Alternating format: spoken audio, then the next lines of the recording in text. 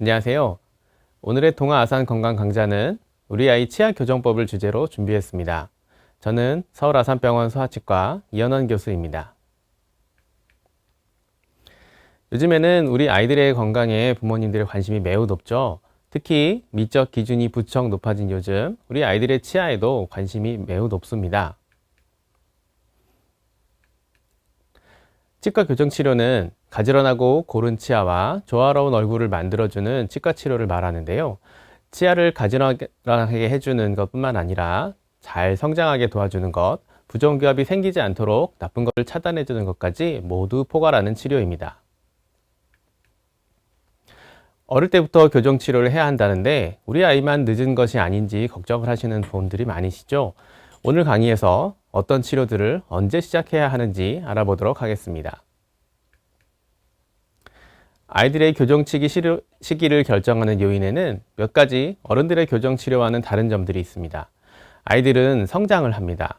성장기 동안 나타나는 구강 구조의 변화가 부정교합으로 잘못 인식되기도 하고요. 올바로 성장할 수 있도록 도와주는 것도 교정 치료의 일부분이 됩니다. 별것 아닌 것처럼 보이는 습관이 나중에 부정교합을 발생시키는 요인이 되기도 합니다. 또 큰 마음을 먹고 교정 치료를 시작했는데 정작 아이 본인의 의사와는 상관없이 부모님의 손에 이끌려서 치료를 시작하는 경우에 치료의 결과가 잘 나타나지 않는 경우도 있을 수 있습니다. 우선 성장이 어떤 식으로 일어나는지 알아보죠. 품 안에 있던 작은 아기가 어느덧 청소년이 되는 것을 보면 아이들의 성장은 정말로 놀랍습니다. 젖을 먹던 아기가 유치가 나고 초등학교에 들어가는 나이가 되면 이가 빠지고 새 이가 나는 과정을 겪게 됩니다. 또 얼굴도 작고 둥근 귀여운 얼굴에서 윗턱과 아래턱이 성장하면서 얼굴이 길어지고 어른스러운 모습으로 변해갑니다. 이러한 성장 과정에 나쁜 영향을 주는 요소들이 있다면 좋은 방향으로 자라는 것이 어려울 것입니다. 성장은 태어나면서부터 결정되어 있는 유전적인 요인도 있지만 영양 상태나 질병, 구강 습관 같이 자라면서 성장에 영향을 주는 요인도 있습니다. 그럼 초등학교에 들어가기 이전의 아이들의 부정교합에는 어떤 것들이 있는지 살펴보도록 하겠습니다. 유치를 가지는 나이에서는 대부분 두 가지 정도의 부정교합이 가장 흔하게 발견됩니다. 반대교합은 아래 앞니가 윗니를 덮는 형태를 보이는 경우를 지칭하고요. 개방교합은 어금니를 다물었는데도 앞니가 서로 맞물리지 않는 경우를 나타냅니다. 이러한 부정교합을 유발하는 가장 큰 요인은 유전적인 것도 있지만 환경적인 요인인 구강 습관이 제일 많이 차지합니다. 여러 가지 하나씩 살펴보겠습니다. 영유아기에 가장 부모님들이 걱정하시는 것 중에 하나가 흔히 쪽쪽이라고 불리는 인공적 꼭지를 오래 물고 있어도 될 것인가에 대한 것입니다. 결론부터 말씀드리면 만 2세 정도까지의 인공적 꼭지 사용은 구강구조 변형에 미치는 영향이 아주 제한적이고 쉽게 변형이 있더라도 이후 습관이 중지되면 발생되었던 부정교합이 어느 정도 다시 돌아오기 때문에 크게 문제 삼지 않습니다. 경우에 따라서 4살까지는 사용하는 것도 용이하기도 하는데요. 무리하게 인공적 꼭지를 중단하는 경우에 손가락 빨기 같은 더 큰 영향을 주는 습관으로 전환되는 것을 막는 효과가 있고 다른 습관을 끊는 것보다 인공적 꼭지가 더 이후에 중단하기가 더 쉽기 때문입니다. 습관의 부작용에 대해서 더 알아가기 전에 한 가지 짚고 넘어가야 할 것이 있습니다. 바로 유아기에서 삼키는 방식이 어른과는 다르다는 것이죠. 수유를 하는 아이들은 모유나 우유를 빨아서 삼키는 데 최적화된 삼킴 운동을 합니다. 이를 유아형 연화라고 하면서 그림 A에서 보시는 것처럼 삼킬 때 혀와 턱을 내미는 것을 특징으로 합니다. 이유식을 하면서 씹어서 삼키는 형태의 연화로 발달을 하게 되는데요. 젖병이나 인공젖꼭지를 오래 쓰게 되면 삼킴 운동이 발달하는 데 저해가 되고 혀를 내밀거나 턱을 내미는 습관을 같은 동작이 남게 됩니다. 습관이 생기는 가장 큰 원인으로 심리적인 스트레스를 꼽습니다. 동생이 생겼거나 새로운 환경에 적응하는 등의 스트레스가 가장 흔하게 들 수 있습니다. 이런 스트레스를 적절히 해소하지 못했을 때 손가락 빨기나 이갈이 같은 습관의 형태로 나타나게 된다고 알려져 있습니다. 습관의 원인인 스트레스나 불안감이 해소되지 않은 채 강제로 중단시킬 경우 다른 습관으로 전환되는 경우가 많으며, 전환된 습관들은 대개 더 끊기 어렵고 보호자가 확인할 수 없는 형태의 경우로 많이 진화됩니다. 따라서 구강 습관의 중단은 하나의 스트레스에 대한 평가가 함께 동기유발 및 행동 조절법을 먼저 시도하고, 꼭 필요한 경우에만 습관 중단 장치 같은 교정 장치를 사용해야 합니다. 좋지 않은 습관의 대표적인 손가락 빨기를 살펴보겠습니다. 손가락 빨기는 습관의 강도나 빈도, 지속 기간에 따라서 부종교합이 생기는 정도의 차이가 납니다. 만 4세 전후로는 대부분의 아이들이 스스로 중단하는 경우가 많은데, 더 나이가 들 때까지 지속될수록 부종교합이 더 심하게 나타나게 됩니다. 손가락을 심하게 빠는 아이들은 특징적으로 앞니에 손가락이 들어가는 공간이 생기게 됩니다. 앞니가 벌어지는 개방교합이 나타나고, 심하면 잇몸뼈의 변형까지 오기도 합니다. 손가락 빨기를 치료하기 위해서는 먼저 습관이 되는 스트레스가 아직 남아있는지 평가하는 것부터 시작해야 되며, 아이 스스로 중단할 수 있도록 도와주는 것이 가장 좋습니다. 어느 정도 원인이 해결되었다면 부정교합이 심하게 남은 아이들의 경우 교정장치를 이용해서 치열 교정을 해주는 단계로 넘어가게 됩니다. 벌어진 치아 사이로 혀를 내미는 습관의 경우 다른 습관으로 만들어진 개방교합 때문에 생긴 2차적인 습관으로 보는 견해가 많습니다. 혀 내밀기의 경우 1차적 원인이 되었던 다른 습관이 남아있는지 먼저 파악해야 합니다. 혀를 내미는 행동이 잘못된 연화 습관에서 기인하는 경우 올바른 삼킴 훈련을 하는 것부터 시작해서 치열 교정으로 넘어가는 것을 추천합니다. 턱 내밀기는 유아형 연화가 오래 지속돼서 나타나거나 아이들의 스트레스 표현 방법 중에 하나로 나타나기도 합니다.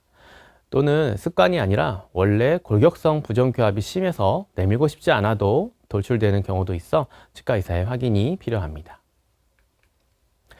턱 내밀기를 치료하기 위해서는 먼저 습관인지 부정교합인지를 구분해야 됩니다. 습관의 경우에는 올바른 자세를 교정해주고 미운 얼굴을 짓지 않도록 동기부여를 해주는 것이 도움이 됩니다. 부정교합이 발생하여 턱을 내미는 것처럼 보이는 경우에는 치아만 부정교합이 발생한 기능성 부정교합인지 턱뼈의 성장에 따른 골격성 부정교합인지를 구분해서 치료가 필요합니다. 부정교합이 발생한 경우 각각의 양상에 맞게 조기 교정이 필요할 수 있습니다. 최근 비염으로 고생하는 아이들이 많죠. 이런 아이들의 경우 입으로 숨을 쉬는 구호흡이 습관으로 굳어져서 얼굴 모양이 예쁘지 않게 자라게 됩니다. 코로 숨을 쉬지 못해서 어쩔 수 없이 입으로 숨을 쉬는 아이들부터 입이 다물어지지 않아서 자연스럽게 입으로 숨을 쉬게 되는 아이들까지 원인도 다양합니다. 원인이 다양한 만큼 해결책도 다 다르겠죠. 이렇게 오랫동안 입으로 숨을 쉬는 아이들의 경우 특징적인 얼굴 모양을 가지게 됩니다. 얼굴이 좁고 길게 성장하게 되고 입을 다물 수 없는 모양으로 점점 부정교합이 심해지게 됩니다. 코로 숨을 쉴 수 없는 아이들의 경우 일단 코로 숨을 쉴 수 있게 해주는 치료가 우선이 돼야 됩니다. 이비인후과 치료와 치과 교정 치료를 병행하는 경우가 많습니다. 한번 습관이 된 구호흡은 시간이 지난다고 저절로 치료되는 경우가 드물기 때문에 적극적인 훈련과 교정 치료로 개선되어야 보다 예쁜 얼굴로 만들어줄 수 있습니다. 입술을 빨거나 깨무는 습관을 가진 아이들의 경우에도 스트레스가 주요 원인으로 알려져 있습니다. 스트레스 상담과 함께 습관 중단과 교정 치료를 같이 할 수 있는 다양한 장치들을 이용할 수 있습니다. 밤에 잘 때마다 이를 가는 아이들 때문에 힘들어하시는 부모들도 자주 뵙게 되는데요. 발생되는 연령도 매우 다양합니다. 성장기에 일시적으로 나타나는 이갈이는 시간이 지나면 없어지기도 하지만 한번 생긴 이갈이 습관이 치아가 심하게 마모되거나 턱이 아플 때까지 지속되는 경우도 있습니다. 이갈이가 심하게 나타날 때 쓰는 교합 보호 장치는 이갈이 때문에 생기는 치아의 마모나 턱관절 장애를 방지하기 위해서 사용하게 되는데요. 이러한 장치가 이갈이 자체를 중단시키는 것이 아님에 유의해야 합니다. 얼굴 모양에 영향을 주지는 않지만 고르지 못한 치열을 가지는 경우를 비골격성 부정교합이라고 하는데요. 어떠한 것들이 있는지 알아보도록 하겠습니다. 유치가 여러 가지 이유로 일찍 빠지게 되면 원래 그 자리에 나오게 되어 있는 영구치가 맹출할 때 공간이 없어져 버리는 경우가 있어 나중에 고르지 못한 치열이 될 수 있습니다. 그래서 빈자리를 잡아주는 수동적인 형태의 치료도 예쁜 치아를 만들기 위한 교정치료에 해당합니다. 흔히 이야기하는 덧니는 치아가 예쁘게 배열될 공간이 부족해서 발생되는 경우에 해당됩니다. 얼굴 모양에 이상이 없는 경우 1급 부정교합이라고 하고 부르며, 부족한 공간을 확장하거나 치아를 발치해서 교정치료를 진행하게 됩니다. 덧니가 심한 아이의 사진입니다. 치아 크기도 큰 편이고 얼굴도 매우 작아서 발치가 필요한 상태입니다. 작은 어금니 4개를 뽑고 송곳니가 맹출될 때까지 기다렸다가 교정치료를 마무리하는 과정들을 보실 수 있습니다. 교정치료가 예쁘게 마무리된 것을 보실 수 있죠. 앞니가 벌어져서 스트레스를 받는 부모님들이 많이 오시게 되는데요. 앞니가 벌어진 것이 정상적인 성장 단계의 아이들도 있고, 더 큰 원인의 질병의 일부분으로 앞니가 벌어지게 되는 경우도 있어서 정확한 진단이 필요합니다. 흔히 소대라고 불리는 인대처럼 생긴 구조물 때문에 앞니가 벌어진 경우도 있습니다. 두껍고 짧은 소대는 수술이 필요합니다. 정상 치아 이외에 필요 없는 치아 구조물이 있어서 앞니가 벌어지는 경우도 있습니다. 엑스레이에서만 발견되는 경우가 많아서 학년전 아동부터 초등학교 저학년 아이들의 경우 특별한 이상이 없어도 치과 엑스레이를 찍어서 확인해 보시는 것이 좋습니다. 앞니는 윗니가 아랫니를 덮고 있는 형태가 정상입니다. 아랫니가 앞으로 나와 있다면 빨리 교정을 해줘야 됩니다.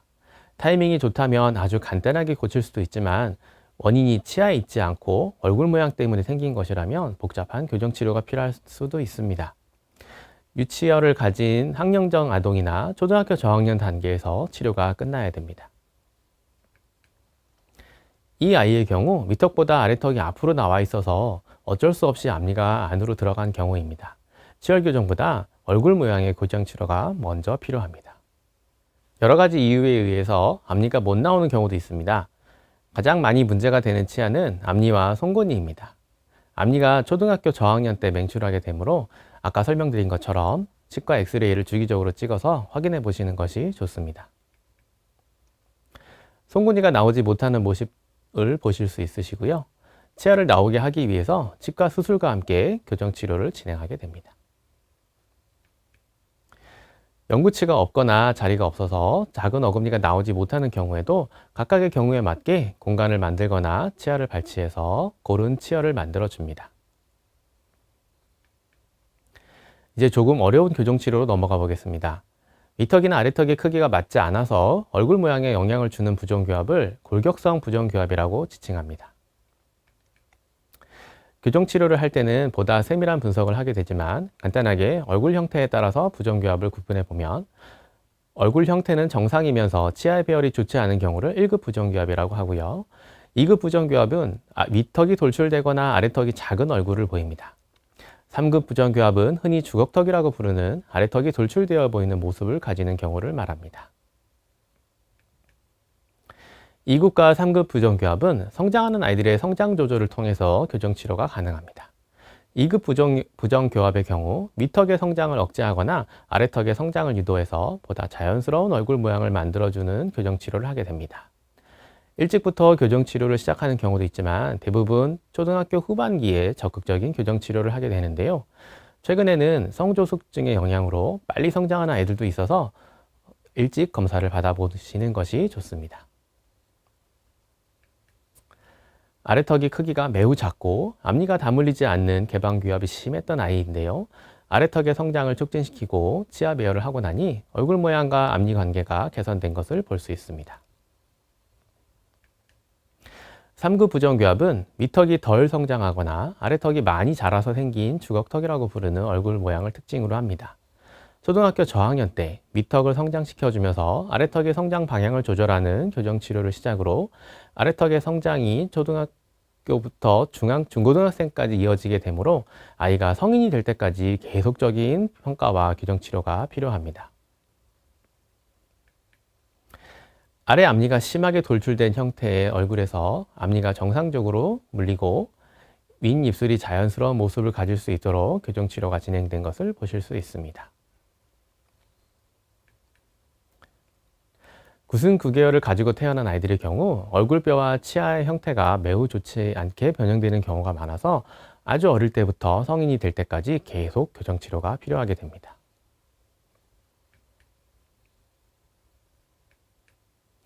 부모님들이 가장 많이 하시는 질문 중에 하나가 바로 어떤 교정장치가 좋은 것인가에 대한 것입니다. 교정장치를 구분할 때 가장 크게 뺐다 꼈다 하는 가철성 교정장치와 치아에 부착하는 고정성 교정장치로 구분합니다. 각각의 교정장치는 서로 역할이 다르기 때문에 어느 것이 좋다고 쉽게 말할 수는 없습니다.